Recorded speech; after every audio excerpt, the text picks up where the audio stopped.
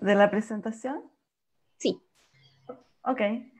Bueno, buenas tardes. Lo que vamos a presentar hoy día son los test rápidos de diagnóstico del virus que causa el COVID.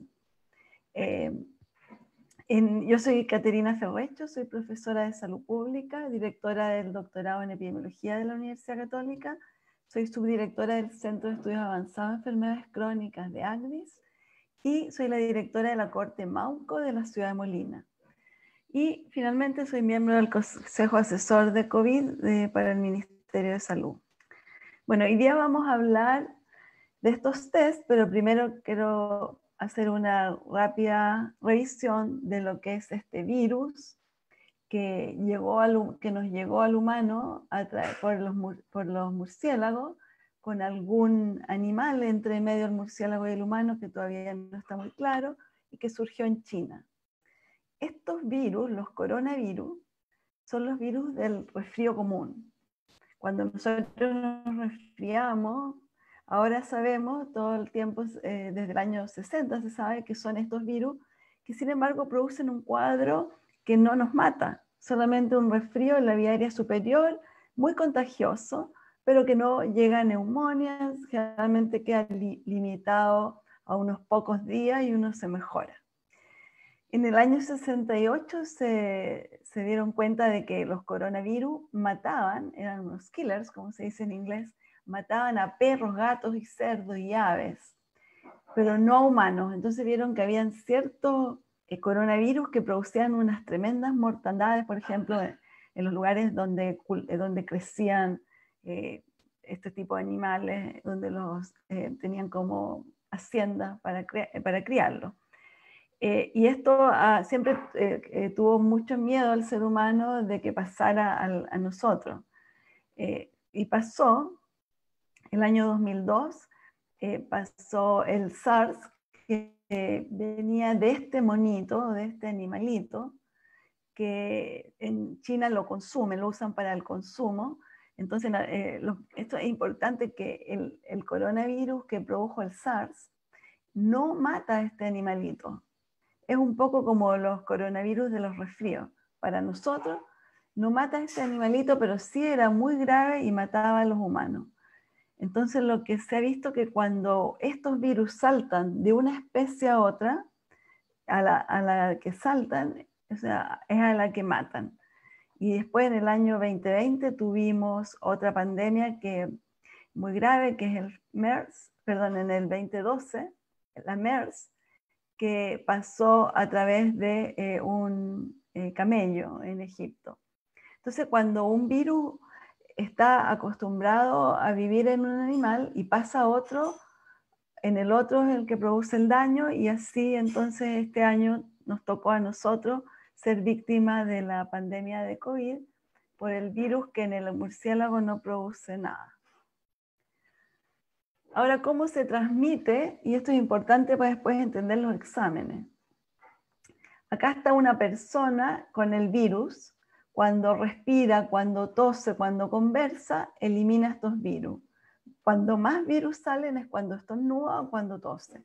Pero también elimina cuando está conversando. Y este virus, cuando llega a otra persona, se multiplica en lo que se llama la vía aérea superior, que es en la nariz, en la faringe, y en toda esta parte, en la boca. También se sabe que en las glándulas salivales. Entonces, estos virus que salen cuando la persona conversa, se pueden ir por el aire y le llegan a una persona sana que los respira y se infecta. También puede ser porque la persona entra en contacto con sus manos con esta persona y se contagie con sus virus, o porque esta persona bota los fomites que se llaman, que son saliva, por ejemplo, que escupa, y esta persona con su mano toca algo y se la lleva a su boca. Entonces este virus se contagia a través del aire y puede ser que a uno le llegue por la mano o por la respiración. Pero le llega la mano que llega a los ojos, a la nariz o a la boca. Entonces, la gotita, ¿cómo es la gotita de saliva que nosotros expulsamos? Acá está una gotita de saliva cuando recién sale, los rosados son los virus, y acá lo amarillo son proteínas, restos de la mucosa y otros componentes que tiene la saliva. Cuando la saliva sale y se queda en el ambiente, en el aire o en una mesa o en cualquier lugar, se empieza rápidamente a deshidratar y se concentra. Y los virus, ven ustedes que se ve más apretado, están más concentrados. Y esto es lo peligroso de uno respirarlo. Y para eso justamente sirven las mascarillas. Y si hay dos mascarillas, una de la persona que tose y otra de la persona que está al lado, es muy difícil que este virus penetre, que esta gotita va a quedar atrapada por el tejido de la mascarilla. Ahora, si no hemos estado protegidos, ni nosotros ni la otra persona, y nos inhalamos este virus, acá esta es la forma del virus, y acá está su material genético, que es esa como resorte. Lo más importante para nosotros es saber que tiene este resorte, que es el material genético para multiplicarse, y estas coronitas, estas como corona, que son la proteína de su cápsula con la cual él va a penetrar. Esta es nuestra célula. Para desgracia nuestra célula tiene esto gris, que es un receptor, que es como una copita que le cabe justo la corona del virus y por la cual el virus nos va a meter su material y se va a meter a la célula nuestra. Entra por acá y una vez que está dentro de nuestra célula, libera su material genético, y este material genético nosotros nos ponemos al servicio de este virus. Él usa nuestra maquinaria con la cual nosotros producimos nuestras proteínas para que le hagamos sus proteínas, y nosotros acá somos utilizados por él. Producimos esta proteína que es el virus, y después el virus entero, y así el virus sale. Entonces esta célula que fue parasitada, invadida, empieza a trabajar para el virus hasta que ella ya no puede más y se muere, pero ha tirado al resto del organismo grandes cantidades del virus. Quiero decirles también que acá está el virus, ¿no es cierto? Todos los componentes del virus, los componentes proteicos, son lo que nosotros llamamos antígenos, para que les vaya sonando. Bueno, entonces siguiendo con la infección, acá está de esta célula que habíamos dejado allá, el virus salió a la circulación a buscar otra célula, pero ahí se encuentra con las células, esta célula que hay acá como una estrella, que se llaman células presentadoras de antígeno. ¿Qué quiere decir? Esta es una célula que tenemos todos los humanos con un sistema de inmunidad normal, que es una célula que reconoce lo extraño, dice, esto está raro, este bicho que está saliendo de acá no es nuestro, y lo atrapa. Y esta célula presentadora de antígeno produce en su superficie una sustancia que, que muestra el antígeno del virus, para que otras células lo reconozcan. Entonces, por eso se llama presentadora de antígeno, porque ella traga este virus, lo atrapa, y en su superficie empieza a mostrar como una señal de alarma, como una luz roja, empieza a gritar para que venga el linfocito T, que es un linfocito que ya les voy a contar lo que hace, que venga el linfocito T y otros corriendo hacia ella y le dice, ¿qué ocurre? ¿Por qué estás gritando? Y le muestra esta célula, esta partícula del virus, este antígeno del virus. El linfocito T lo entiende y hace dos cosas. Este linfocito T le avisa al linfocito B, que es otra célula del mecanismo de defensa, le dice, mira, tienes que producir anticuerpos contra esta sustancia. Y a esta otra célula, que es una célula, otro linfocito, le dice, tienes que armarte para ir a buscar las células que ya están infectadas y destruirlas, para que no siga la multiplicación. Y entonces tenemos un linfocito que va a ir a matar las células infectadas, las células nuestras infectadas, para que no sigan multiplicando al virus, y este otro linfocito que va a producir muchos anticuerpos para pillar al virus antes que entre a la célula, aislarlo y no dejar que penetre. Entonces, eso es el sistema de defensa. Entonces, nosotros cuando esto, para llegar a este nivel de que este linfocito produzca una gran cantidad de anticuerpos y lo podamos detectar, generalmente han pasado 14 días desde que ingresó el virus a una persona. No es muy rápido, hasta tener una gran cantidad de anticuerpos. Esta respuesta empieza muy rápido, al tiro. Cuando la primera célula empieza a eliminar estos bichos, empieza la respuesta, pero una cosa es lo que está pasando dentro del cuerpo y otra cosa es que nosotros, desde el punto de vista de salud, lo podamos encontrar con nuestros exámenes. Eso se los quiero decir.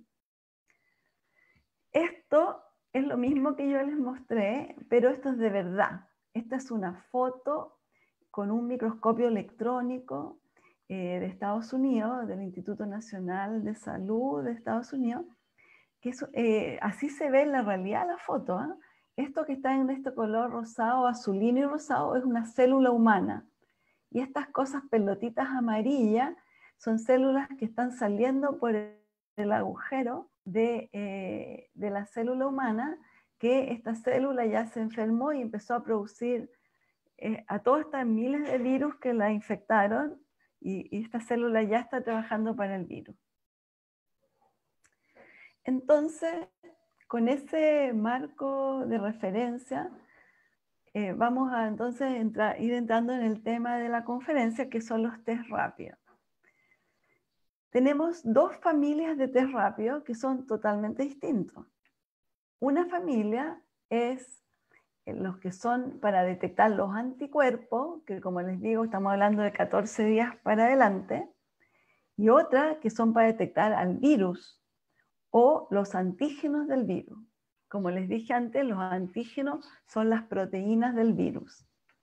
Y esto es muy importante porque estos dos se pueden encontrar en el momento muy distinto de la infección. Los que son para detectar al virus y a sus partículas, a sus proteínas, se encuentran a los primeros días. Y esto después de las 2 semanas. Eso para que les vaya quedando el concepto. Y acá esto se ve un poco complicado, pero es importante que lo podamos ver. Voy a detener un poquito en esta figura. Esta figura muestra desde los días que uno, acá es cuando el día 0, cuando a uno le empiezan los síntomas. Acá están los 2 días antes de los síntomas, 5 días antes de los síntomas, y acá vamos 2 días, 4 días, 6 días, 10 días con síntomas. Entonces, esto es lo que muestra la trayectoria de la enfermedad promedio en la persona humana.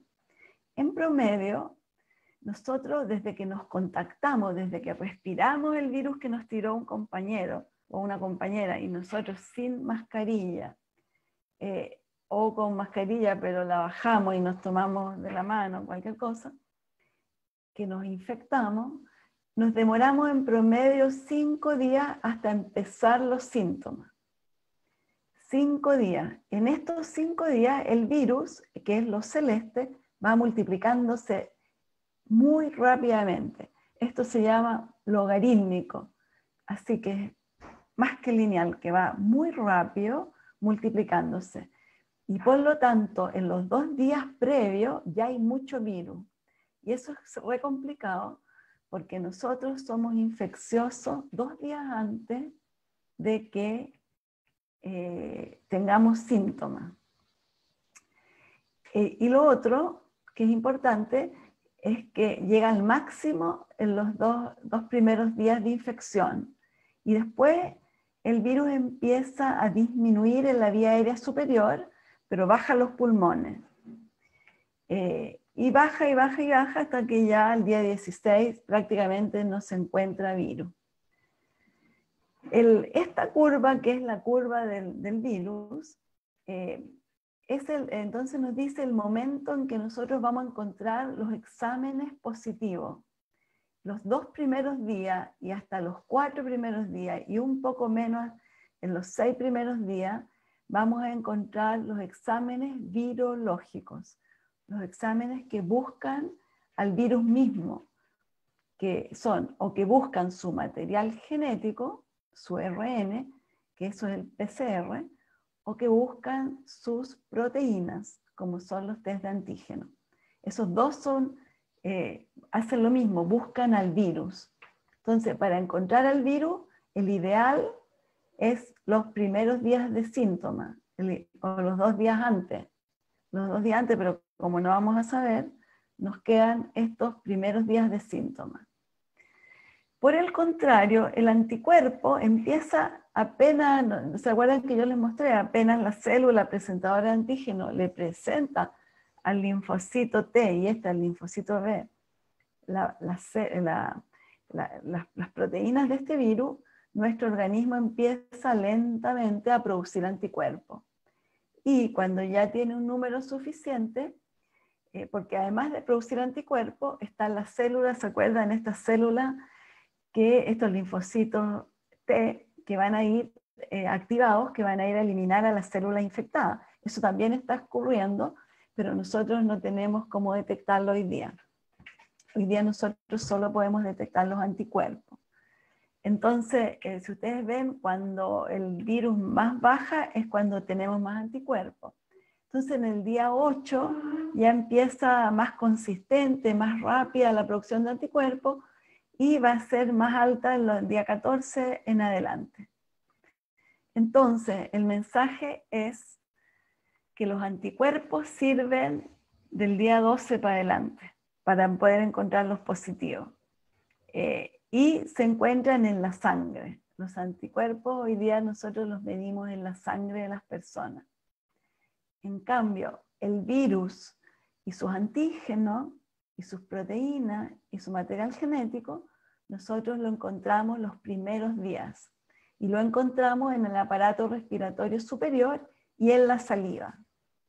Nosotros en este momento en el país ya tomamos la decisión como país de empezar a usar la saliva y se están estudiando en varios centros del país cómo es la manera más correcta de tomar la muestra de saliva para hacer el examen, para hacer la búsqueda del virus. Sin embargo, ya hace meses se está usando en Estados Unidos y Japón, entre otros países. Cuando nosotros podamos incorporar la saliva, vamos a disminuir el riesgo de la toma de muestra nasofaringea que hoy día estamos haciendo, que el personal de salud en realidad tiene que usar mucha protección al tomar esta muestra que lo obliga a acercarse tanto a la persona. Y para la persona se le va a acabar la molestia de la tórula, porque él mismo va a poder entregar su muestra de saliva al personal de salud, y yo espero que esto esté no más allá de 2 semanas disponible en Chile. Bueno, acá estamos mostrando lo que hace el PCR, que el PCR busca entonces el material genético del virus dentro de nuestras células. Veíamos acá el virus entero, y acá está el virus que, ¿no es cierto?, cuando se abre dentro de la célula, este es nuestro material genético y este con celeste es el del virus. Y acá es una persona no infectada. Entonces, nosotros esto lo vamos a seguir buscando en la muestra de saliva. El test rápido de antígeno, en vez de buscar este material genético, acá está el virus, perdón, este es su material genético y estas son varias de sus proteínas. Los antígenos, los test de antígenos son muchos los que hay, pueden buscar esta proteína, que es la proteína clave, que es por la cual le permiten a este virus entrar a nuestro cuerpo, a nuestras células. También se puede detectar la proteína de la membrana o la de la cápsula, esas tres, de su envoltura. Todas estas también parte de la nucleocapsia, que es donde se afirma el material genético. Todas estas se pueden entonces detectar mediante el test de antígeno. El test rápido de antígeno simplemente se puede hacer con una tórula y en el futuro con muestra de saliva. Se pone una gotita de lo que se obtuvo con la tórula en un tubo de ensayo. Después de 15 minutos, después se le ponen los reactivos y después de 15 minutos uno va a ver la reacción positiva o negativa. Básicamente es eso. Por lo tanto, lo más interesante es que este test se puede hacer en la casa de las personas, pero lo tiene que hacer un personal de salud porque tiene que manejar con mucho cuidado todos los materiales y después los desechos. Por lo tanto, en general esto se tiene que hacer por un personal de salud, pero lo puede hacer en una clínica móvil que llegue y se acerque a la comunidad. No lo puede hacer una persona solo en su casa, que no sea un profesional. Pero sí pensamos que las clínicas móviles que el Ministerio de Salud va a poner a disposición de los CEFAM van a poder acercarse a la comunidad con estos kits. Si les interesa más adelante podemos ver cómo se produce en detalle, pero básicamente lo que hace el kit, lo que tiene es el antígeno del virus en algún animal, por ejemplo en ratones, uno ha producido anticuerpos contra el antígeno del virus, entonces uno pone la muestra del humano, la gotita de saliva o la gotita de muestra respiratoria, y si tiene el virus se va a pegar a estos anticuerpos producidos en ratones o en otra sustancia biológica, en otro elemento, y va a producirse una reacción. Pero esto es bien técnico, si no me voy a profundizar. Ese es el test de antígeno. Ahora vamos a pasar al test de anticuerpos. Entonces, como habíamos visto, cuando una persona se infecta con el virus, luego de algunos días va a producir una cantidad de anticuerpos. Hay dos anticuerpos, el IgM, que es un tipo de inmunoglobulina M, que es la que se produce más rápido. Sin embargo, todos los kits que están disponibles no son muy buenos para IgM, así que en la práctica no lo alcanzan a detectar.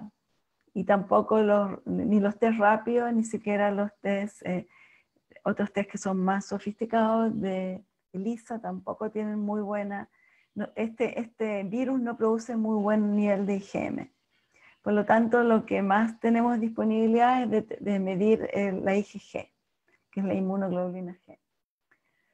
Y acá vamos a ver lo que pasa con los anticuerpos y con el virus a lo largo de los días. Entonces, como ya habíamos visto antes, este es un estudio con mediciones, por eso se ve un poquito más feo. Pero ustedes pueden ver entonces cómo el virus ya en el día 6 empieza a bajar, y ahí empieza a subir la IgG y la IgM, que nunca llega tan alto, por lo tanto no es muy útil en este momento con los kits que existen en el mercado.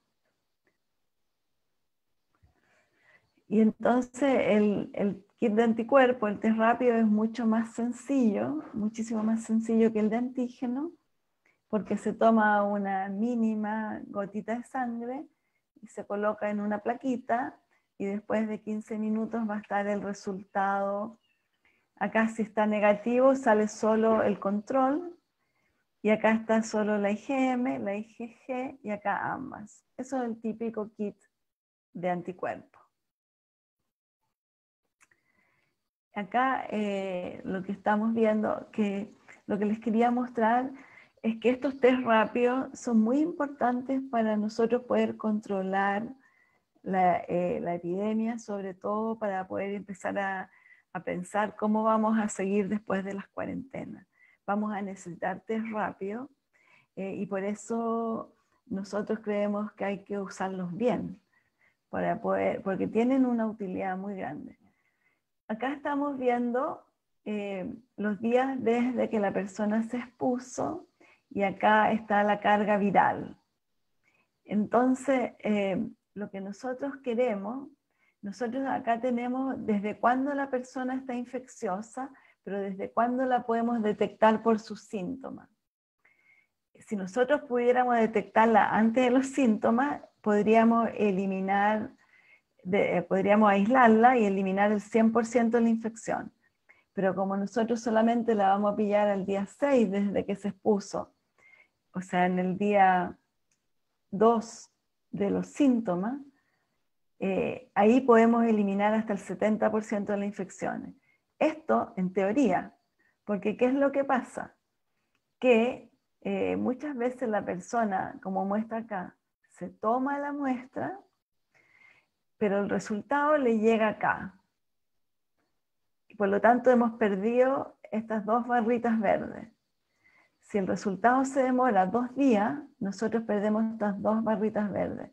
Lamentablemente a veces se demora 4 días, entonces hemos perdido mucho más.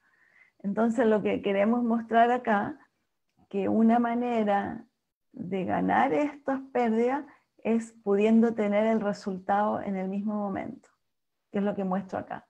Cuando tenemos el resultado ahí con la persona que viene con los síntomas, podemos al tiro evitarnos toda esta infección que va a seguir ocurriendo, porque ya lo podemos aislar. Por eso son importantes. Ahora, acá estamos hablando del test de antígeno, que es el test que detecta la infección. Entonces, cuando comparamos, ahora vamos a comparar vis a vis el test de anticuerpo con el test de antígeno. Pues para resumir, el test de anticuerpo, entonces, si miramos la muestra de sangre es para el test de anticuerpo, y la nasofaringea, saliva, tal vez en el futuro también se van a poder medir proteínas virales en sangre. Pero por ahora son saliva o nasofaringea, que es lo mismo que para el PCR, es la misma muestra. ¿Y qué detecta el de anticuerpo, el de sangre, el de anticuerpo? Bueno, como su nombre lo indica, detecta anticuerpos IgM o IgG, principalmente IgG. También se llama test serológico, porque se hace en una gotita de suero. Y detecta el virus, detecta alguna de sus proteínas o también puede ser su material genético. El resultado de los test rápidos es lo mismo, son hasta 15 minutos. Y este es un tema complejo, la sensibilidad. Los kits que están en el mercado tienen una muy amplia gama de variabilidad en la sensibilidad, que va entre un 60 y un 95%. ¿Qué quiere decir sensibilidad? Quiere decir que de 100 casos que son con el virus, entre 100 infectados verdaderos, solamente detecto a 60 o a 95, depende del kit comercial. Y esto siempre que lo esté tomando después de los 7 días, porque si los tomo antes de los 7 días, los anticuerpos van a salir negativos en la gran mayoría. Entonces, incluso tomándolo después de los 7 días, incluso hasta los 14 días, todavía hay algunos kits que me salen solamente identifican al 60% de las personas. Ese es un problema, y por eso no basta con que el Instituto de Salud Pública lo tenga en su listado de aquellos que le entregaron los documentos correctos, porque en este momento los listados que entrega el Instituto de Salud Pública de Chile son listados de que revisaron la documentación de los comerciantes, donde ellos dicen todo lo que hicieron, todos los procesos, pero el ISP no los ha probado. Cuando nosotros las universidades lo hemos probado, o cuando otros países lo han probado, encuentran que a pesar de que ellos dicen que tienen esta alta sensibilidad, que dicen en la realidad es mucho menos. Lo otro, entonces, el test rápido de antígeno, la sensibilidad varía más todavía, 30-80%, incluso tomado en el momento correcto. Y pasa lo mismo que con los test de anticuerpos. Los test de antígeno comerciales, que hay muchos, no nos podemos confiar en lo que dice el productor o el que está vendiendo, porque nos hemos llevado una muy terrible sorpresa con unas bajas sensibilidades. Ese es un problema que nosotros estamos presentando a las autoridades, porque creemos que no basta confiar en la documentación de estos proveedores. Ahora, asumiendo que estamos trabajando con un test de buena calidad, que ya lo probamos, existen, nosotros en la Universidad Católica hemos identificado algunos de buena calidad y los estamos empezando a usar,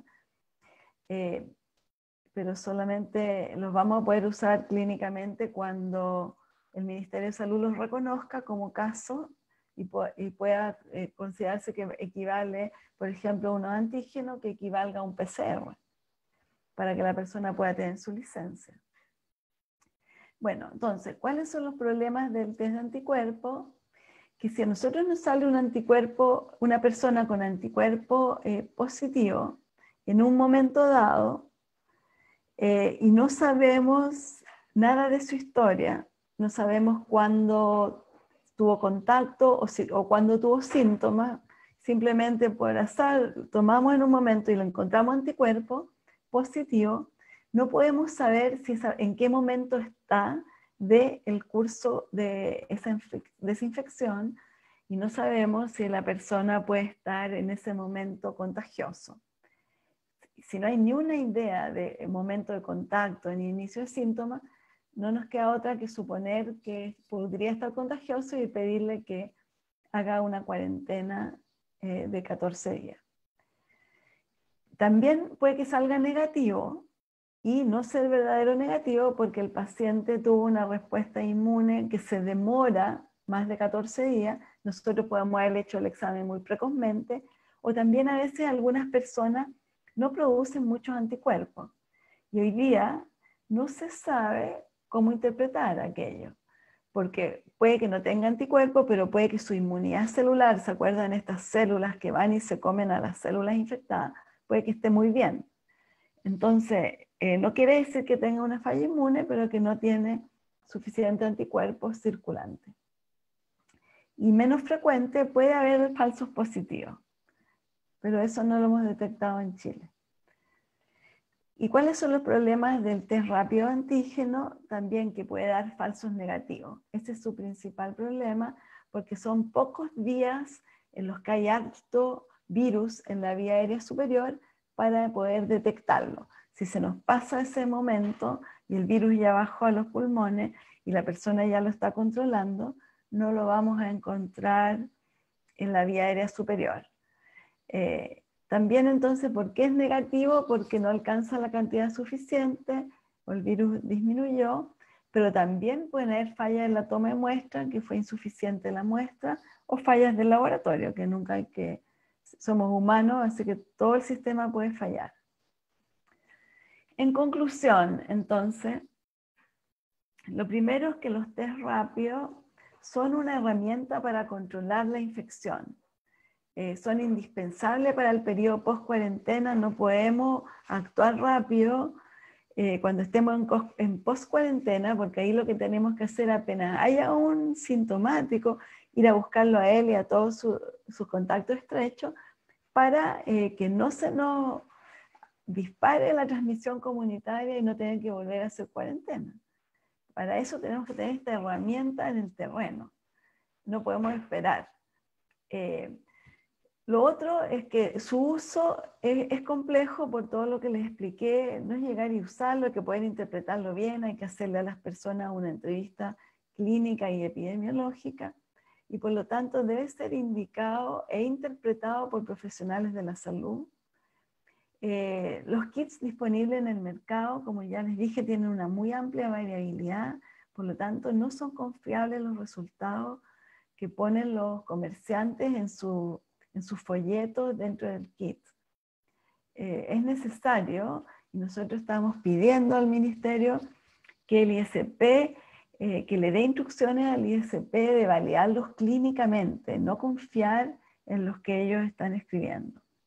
Y por otro lado, estamos pidiendo al Ministerio de Salud que defina una política para el uso de los test rápidos en Chile. Uso, control y vigilancia de los test rápidos en Chile. Eso sería todo. Muchas gracias y quedo atenta a sus preguntas.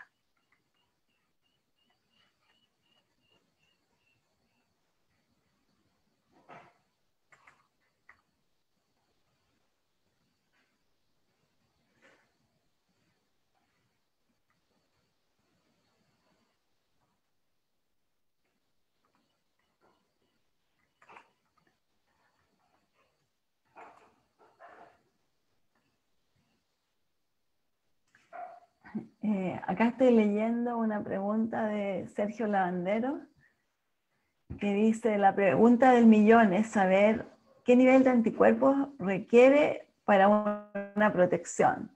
Y la otra opinión es del caso del senador Osandón. Bueno, con respecto a la primera pregunta, ¿cuál es el nivel protector de anticuerpos? En realidad no lo podemos saber porque los anticuerpos que estamos midiendo no sabemos ni siquiera si son los anticuerpos protectores. Estamos midiendo un pool de anticuerpos, pero no sabemos cuál de esos es el que ¿cómo se llama?, controla el virus en este momento. Lo que sí se sabe es que hay una estrecha correlación entre el nivel de anticuerpo y la respuesta inmune de la persona. Y también se sabe, que es lo que están evaluando en los que están trabajando en vacuna, que el organismo es capaz de controlar la infección de este virus mediante el uso de la inmunidad de vacuna, celular y también de anticuerpos. Pero hoy día no se sabe la relación entre protección y nivel de anticuerpos. Con respecto al caso del senador Osandón, mi hipótesis personal es que el senador Osandón hace un tiempo, ¿no es cierto?, tuvo un examen de PCR, él estaba totalmente asintomático y le salió positivo. Puede ser uno de los casos raros en que el PCR sale falso positivo. Eso puede ocurrir por un problema en el laboratorio. Esa es una hipótesis, y que lo que ahora, y él se puede haber confiado, hizo su cuarentena y se puede haber confiado que ya tuvo la infección, y todos deben haber pensado eso, pero entiendo que tampoco tuvo anticuerpos después de ese cuadro. Entonces, una hipótesis que no se puede descartar es que ese primer examen fue lo que se llama un falso positivo, o sea que en realidad nunca tuvo la infección, y que ahora tiene la infección verdadera. Eso sería lo que yo pienso. Después me pregunta Mónica Lafourcade, por favor, aclarar conductas que recomiendan seguir en personas con IgM positivos. ¿Cuarentena? Sí. Como les decía, lo primero es preguntarle a la persona que tiene el anticuerpo si es que tuvo síntomas, ella o él tuvo síntomas de la infección o tuvo un contacto con algún sintomático, para ver en qué momento está de su infección. Porque si, por ejemplo, la persona me dice, sí, tuve contacto hace 5 días o hace 10 días, y tuve hace 10 días, por ejemplo, y hace 5 días tuve un poquito de dolor de cabeza, pero me duró un día, y un poquito de dolor de garganta y se me pasó, pero en el fondo yo puedo calcular que esa persona tiene 10 días desde el contacto con el virus y en este momento está con anticuerpos. Yo puedo calcular que solamente le quedarían como 4 días de infeccioso. Entonces le diría, bueno, hazte una cuarentena de 4 días. Pero si la persona me dice que no sabe, no tiene ni una idea de haberse contactado con nadie y no ha tenido ni un síntoma, yo le diría, bueno, ante la duda, mejor haz una cuarentena, porque puede que estés contagioso, porque algunas personas desarrollan anticuerpos muy precozmente. Pero en este caso no necesitaría 14 días, porque tendría por lo menos los 4 días de periodo de incubación. Entonces yo personalmente le diría una cuarentena de 10 días para estar súper seguro. Voy a ver qué otras preguntas hay. ¡Guau! Hay un montón más arriba. Danisa García pregunta, ¿los test rápidos pueden detectar otro tipo de virus en el organismo? No. Son específicos para este virus. Aunque haya otro virus, no lo van a detectar. Solamente cuando fallan, que es lo que se llama que son falso positivos. Pero en la práctica podemos decirle que no, que solo detectan este virus. Catherine Bamondes pregunta, ¿cuánto dura la inmunidad para COVID si una persona ya tuvo el virus? ¿Cuánto estadísticamente hablando son las probabilidades de reinfección? Bueno, son súper buenas preguntas todas. ¿Cuánto dura la inmunidad? Es una pregunta que hoy día no se puede responder porque como esta es una infección totalmente nueva, no hay nadie que haya tenido su infección por más de 7 meses, que son los más antiguos, los que en diciembre tuvieron la infección en China. Entonces, lo que sabemos es que hasta 7 meses no hay casos de reinfección. Por lo tanto, podemos decir que estamos tranquilos con 7 meses. Y dado que se parece a sus primos hermanos, y sus primos hermanos duran 18 meses, el que dura menos, pensamos que podría durar 1 año y medio la protección. Pero como le digo, como este virus es distinto a todos, son primos hermanos, pero igual se ha comportado distinto, tenemos que estar observándolo. Pero por lo menos 7 meses estamos seguros.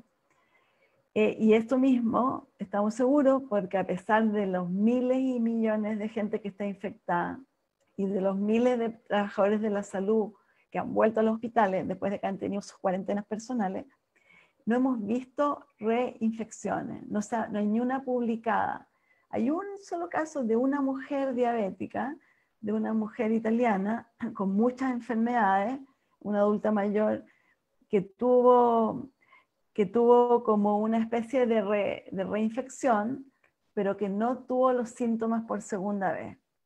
Y que ella tiene un problema inmune, que no montó una buena respuesta inmune, pero fue suficiente para que se le despertaran sus anticuerpos y controlara la infección. O sea, en la práctica diríamos que no hay reinfección. Después me pregunta Valeria Garrido, ¿cuánto tiempo duran los anticuerpos para el SARS? Bueno, es la misma pregunta. Los anticuerpos, bueno, no es la misma pregunta. Los anticuerpos, Valeria, bajan porque el organismo los produce, están como en niveles altos cuando están recién producidos, pero después esos anticuerpos duran, lo que dura una proteína circulando, unos 120 días, qué sé yo, y después bajan, pero quedan estos linfocitos de memoria que se van, cuando ellos se reproducen, sus hijos mantienen la memoria para producir estos anticuerpos. Entonces, aunque usted no tenga el anticuerpo detectable, por ejemplo, en 6 o 7 meses más, así con un kit rápido, usted tiene la memoria. Entonces, si usted otra vez recibe el virus, su célula linfocito T rápidamente va a montar la respuesta inmune, las campanas se van a disparar y no se va a demorar 14 días como ahora, sino que va a ser mucho más rápido y el virus no va a alcanzar a multiplicarse y usted lo va a controlar sin síntomas probablemente. Después Paulina Salazar pregunta, se dice que la sensibilidad de los test o exámenes de anticuerpos es de un 70%. ¿Es así? Bueno, como yo ya expliqué que la sensibilidad puede ser más alta, puede ser hasta el 95%, y ese es el problema que varía de kit en kit. Depende la calidad del kit, va a variar. René Orellana, voy a tomar agua. Pregunta si es que hay algún estudio que indique la curva de carga viral en sangre en pacientes infectados y la relación de la contagiosidad para los que manipulamos muestras de laboratorio. En realidad, hasta hoy día, el aislamiento del virus en sangre es despreciable, cuesta montones, prácticamente no se aísla. Lo que se piensa es que probablemente se van a poder aislar más adelante con test muy sensibles, pero prácticamente cuesta aislarlo. Así que yo pienso que la contagiosidad de la sangre debe ser muy, muy baja, porque como te digo, cuesta mucho los estudios sistemáticos. Hay muy pocos estudios buscando al virus vivo ninguno, y buscando al virus completo, pero no se ha encontrado. Sin embargo, se espera que más adelante se puedan encontrar proteínas virales que se puedan detectar, pero la contagiosidad yo la consideraría muy, muy baja por sangre.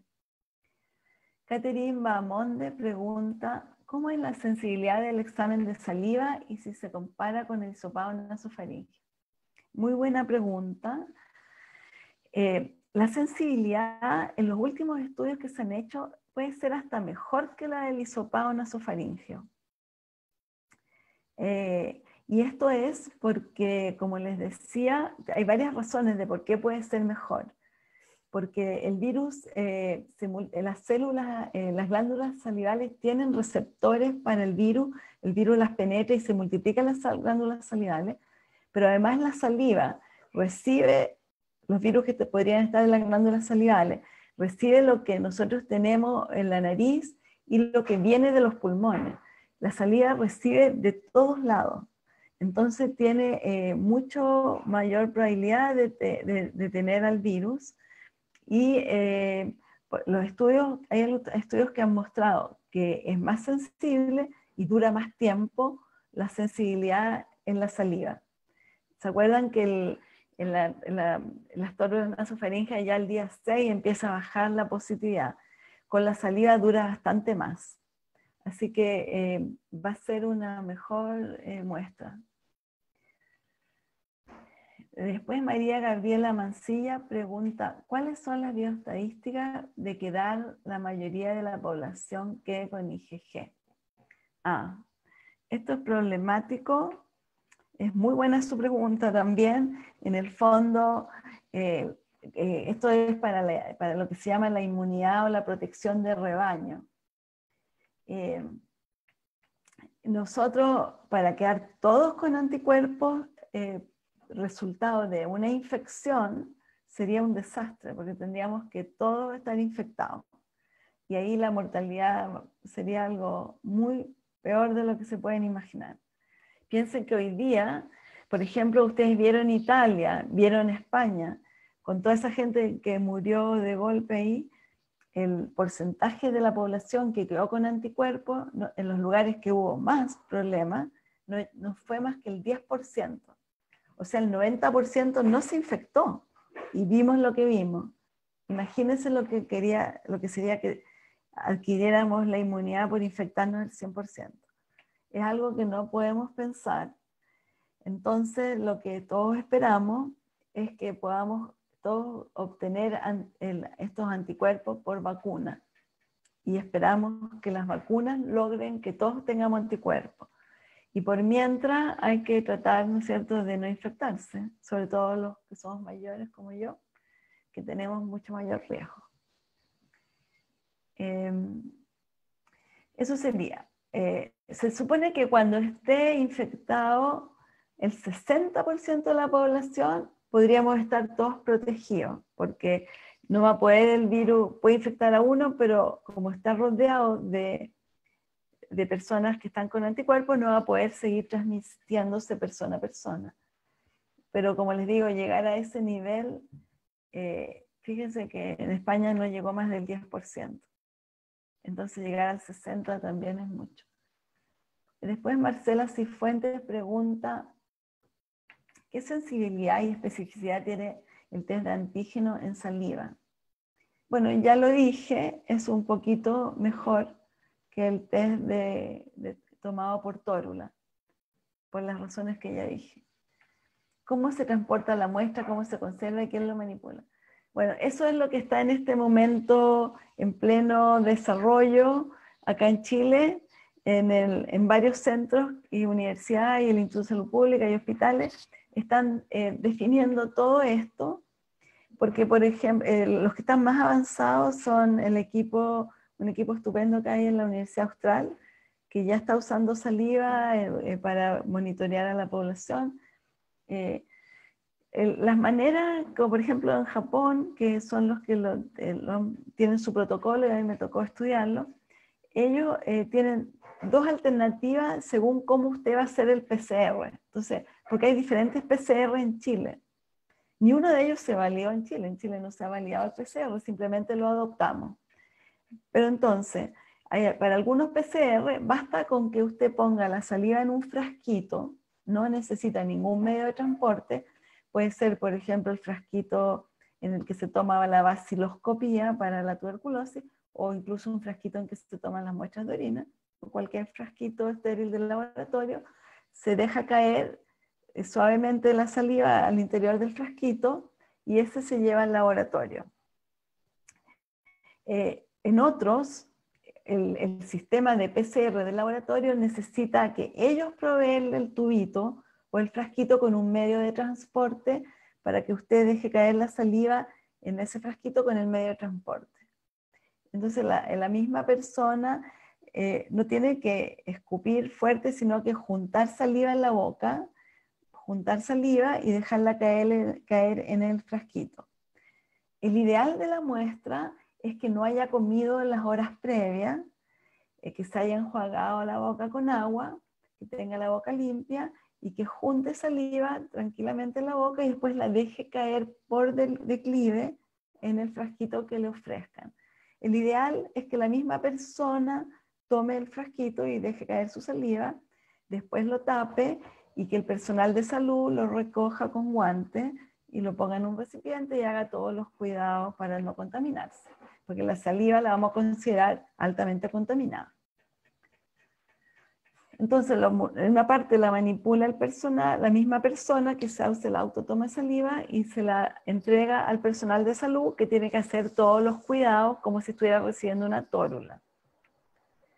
Maxi La Vaca pregunta, ¿por qué en Chile el ISP aún no realiza estudios de test rápido en población local y certifica lo que hoy se está comercializando y vendiendo sin ningún control y garantía de calidad?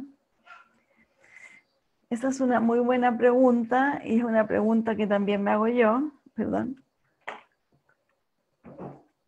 Yo creo que hemos sido lentos en darnos cuenta del tremendo potencial de estos tests para salud pública y del tremendo problema para salud pública de que no estén validados y controlados. Y yo personalmente estoy presionando mucho en ese sentido de que haya una regulación para poder usarlos bien, porque son potentes herramientas, pero hay que regularlo para separar el trigo de la paja. En este momento yo no puedo garantizar qué es lo que estamos usando. El Ministerio de Salud tiene que darle la instrucción al Instituto de Salud Pública porque el Ministerio de Salud es el ente normativo. Y eso es el proceso. Entonces hay que convencer al Ministerio de Salud para que ellos den la orden al Instituto de Salud Pública de hacer esta tarea que yo considero que es urgente e importante. O que la delegue. Ellos la pueden delegar en universidades también. Creo que por ahí... a ver, acá hay otra pregunta. Carola me pregunta... que quiero estar segura de no haberme saltado otra pregunta. Sí. ¿Por qué, doctora, podría explicar por qué los asintomáticos no desarrollan la enfermedad o son portadores del virus? Ya, esa es una buena pregunta. Estamos aprendiendo mucho de esta enfermedad.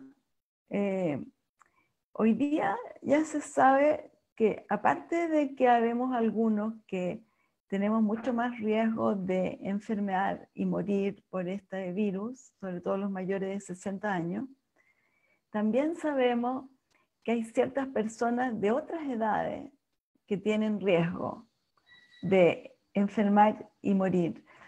Y también hay otras personas que tienen mucho más riesgo de infectarse y de quedar infeccioso.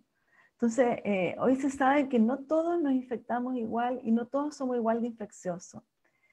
Hay estudios que están recién publicándose que muestran que hay cierto tipo de genes que nos hacen más susceptibles de que si nos llega un virus, lo pescamos y lo empezamos a multiplicar. Tenemos muchos receptores para este virus, algunas personas, y eso es hereditario, y se está recién empezando a describir esos genes. Y eso explica, también se sabe que las personas que tienen grupo de sangre de tipo A, por ejemplo, tienen mucho más susceptibilidad que los que tienen sangre del tipo 0 para adquirir la infección, para infectarse y para enfermar. Entonces hay genes y también este grupo sanguíneo. Entonces lo que se ha visto ya en todo el mundo es que de repente hay como grupos, aglomeraciones de casos familiares. Toda la familia enferma grave, terminan todos en el hospital. Y eso es porque tienen probablemente esta mayor susceptibilidad. En cambio, en otros casos, no se infecta a nadie de la familia. Entonces, hay algo que lo tenemos que estudiar porque es muy importante para poder ver quiénes son los que tienen más riesgo, que no es solo por edad, hay algo más, ni tampoco solo por enfermedades crónicas.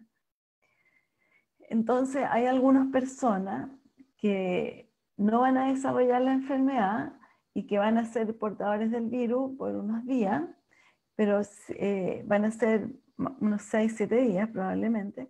Sin embargo, los más contagiosos son los que tienen síntomas. Y también hay una cuestión que nosotros le llamamos los presintomáticos. O sea, los 2 días antes de que yo empiece los síntomas, yo tengo el máxima infecciosidad y los primeros días de los síntomas. Las personas que son sintomáticas también son los que desarrollan después las mayores respuestas inmunes. Son los que tienen más alto nivel de anticuerpos, que eso ha generado alguna discusión, que por qué los que no tuvieron síntomas tienen menos anticuerpos y a veces no los puedes detectar, si es que están menos protegidos. Yo pienso que no, yo pienso que igual están protegidos, porque por algo lograron frenaron, desarrollaron la respuesta inmune y se sacaron el virus de encima sin mayor problema de salud. Cristian Vázquez. ¿Es recomendable realizar nuevamente test rápido de anticuerpos 1 o 2 semanas después si el primer test de los 14 días sale negativo? ¿Tiene alguna utilidad si ya tenemos PCR positivo y paciente ya asintomático? No, bueno, este es un caso, lo leí un poco más, lo voy a leer de nuevo. Acá lo que ella está diciendo, si una persona tuvo la enfermedad, tuvo PCR positivo y le salió negativo en las primeras 2 semanas el test de anticuerpos, para mí, si esa persona se mejoró totalmente, se le acabaron los síntomas y está sano, esa persona tiene respuesta inmune, lo más probable, y ese test de anticuerpo puede haber sido muy precoz o malo y no lo detectó. Para mí esa persona estaría protegida. Si usted quiere estar súper seguro, se puede hacer otra vez el anticuerpo, pero sugeriría que cambiara de marca por lo menos, porque para estar seguro que está tomando un mejor test. Pero honestamente creo que si tuvo PCR positiva, se mejoró y está sin síntomas, entonces yo me consideraría protegido por los próximos 7 meses. Igual me mantendría con aislamiento social, porque uno, como le digo, estamos aprendiendo de esta enfermedad y no queremos aprender de usted. Hormiga Salubrista me pregunta, ¿qué pasa con los falsos negativos a nivel de vigilancia? ¿Se están reportando esos casos o existe algún registro que permita aportar a la comprensión del fenómeno? Bueno, esta es una súper buena pregunta.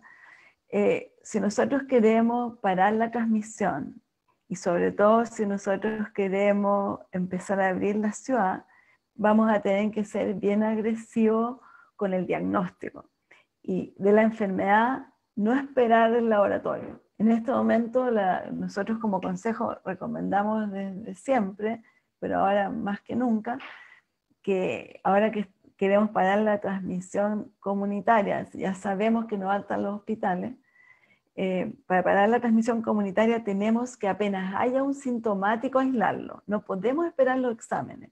El PCR tiene falsos negativos, los antígenos también tienen falsos negativos y los anticuerpos son muy tarde. Por lo tanto, lo que manda son los síntomas. El médico, el personal de salud, si la persona tiene síntomas sugerentes de COVID, tiene que indicarle aislamiento. La persona tiene que autoaislarse para no infectar a todo su alrededor. Tiene que autoaislarse en espera de los resultados. Y como le digo, si el cuadro clínico lo dice, el cuadro clínico manda. Tenemos muchos falsos negativos. Última pregunta por tiempo y se despide. Llegaron muchas preguntas ya. Esta es la última. Ignacio Norambuena. ¿Cuánto tiempo se ha visto que duran los anticuerpos posteriores a la infección para ser detectados? 2 meses después. Bueno, si usted quiere hacérselo 2 meses después, corre el riesgo que le salga negativo porque empiezan a bajar. Como le digo, empiezan a bajar, pero sus linfocitos quedan con la información para poder volver a producirlo en 1 o 2 días. Pero no le van a seguir circulando 2 meses porque como son proteínas, circulan y cuando ya el peligro pasó, no vuelve a producir alta cantidad de anticuerpos. Entonces corre el riesgo que le salga negativo y usted se va a asustar de que a lo mejor no tiene anticuerpos y sí los va a tener si es que los necesita. Bueno, eso sería todo. Les agradezco las preguntas. Espero que hayan sido de utilidad. Y me despido. Hasta luego a todos. Buenas noches.